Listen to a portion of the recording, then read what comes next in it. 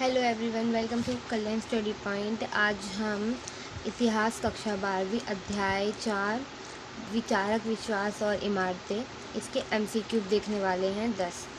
तो स्टार्ट करते हैं वीडियो को। सांची का स्तूप स्थित है। सांची का स्तूप कहाँ स्थित है? भोपाल के निकट, दिल्ली के निकट, इंदौर के निकट या आगरा के? तो ऐसे कंफ्यूजिंग आएंगे एमसीक्यू, पर आपको पता होना चाहिए भोपाल के निकट। भोपाल की बेगम नहीं थी। कौन नहीं थी इन सब में से? भोपाल की बेगम कौन नहीं थी? शाहजहाँ बेगम, नूरजहाँ बेगम, इंदौर जहाँ बेगम। तो शाहजहाँ बेगम तो थी, ये दोनों नहीं थी। तो सी और बी ये दोनों नहीं थी। सांची के स्तूप की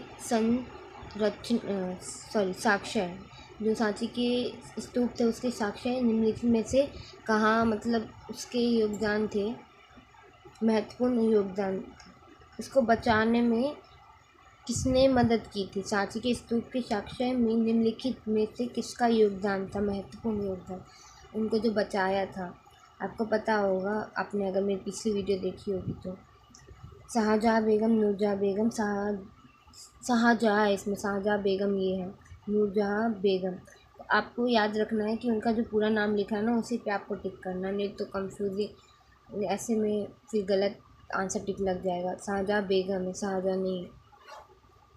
निम्नलिखित पुस्तक शाहजहाँ बेगम की आत्मकथा लिखी हुई है। तुझके जहाँगिरी, तुझके इसमें नहीं है।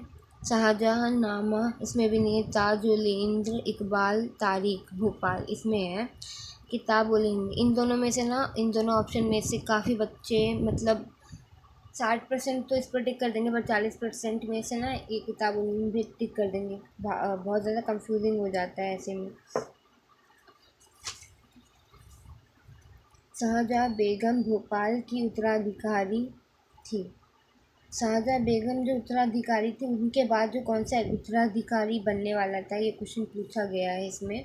तो उनके बाद जो भोपाल की उत्तराधिकारी थी वो कौन होता? शाहजहाँ बेगम, नूरजहाँ बेगम, जहाँ अरा बेगम, नूरजहाँ बेगम, शायद बेगम, सुल्तान जहाँ बेगम। तो सुल्तान जहाँ बेगम शाहजहाँ बेगम के उत्तराधिकारी थे, ठीक है। सांची के स्तूप किस धर्म का महत्वपूर्ण केंद्र था? हिंदू, जैन, इस्लाम धर्म, बौद्ध धर्म। तो बौद्ध धर्म के लिए सांची के स्तूप बहुत मायने रखते थे। उनका बहुत ज़्यादा महत्वपूर्ण योगदान था सांची के स्तूप का बौद्ध धर्म में। भगवान नहीं दिख रहा क्या? भगवान बुद्ध को किस स्थान पर ज्ञान प्राप्त हुआ था? तो लुम्बिनी में उनका जन्म हुआ था। सारनाथ में भी कुछ हुआ था, और कुशीनगर, बोध गया में उनको ज्ञान की प्राप्ति हुई थी। भगवान बुद्ध ने अपना पहला उपदेश किस स्थान पर दिया था? तो बोध गया में तो उन्हें ज्ञान प्राप्त हुआ था। कुशीनगर में पता नहीं क्या हुआ था, लुम्बिनी में उनका जन्म हुआ था। सारनाथ में उन्होंने पहला उपदेश दिया था। ये याद रखना, मिलान आ जाए क्या पता।